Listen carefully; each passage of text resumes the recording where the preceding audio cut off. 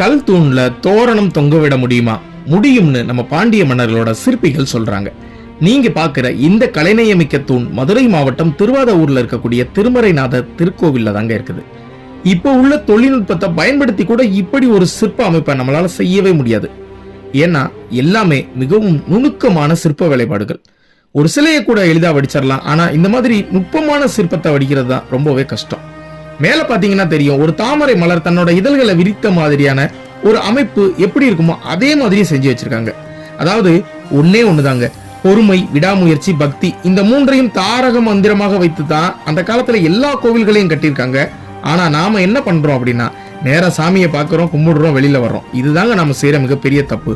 நாம பார்க்கணும் தான் இப்படி ஒரு அதிசயத்தை செஞ்சு வச்சிருக்காங்க. எனவே இனி கோவில் போனா பிரம்மாண்டத்தை ரசிக்க கத்துக்கிடுவோம். இந்த கோவில் பற்றின முழு காணொளி நமது பக்கத்துல இருக்கு. நீங்க பார்த்த இந்த அதிசயத்தை நிறைய பேருக்கு ஷேர் பண்ணி தெரியப்படுத்துங்க.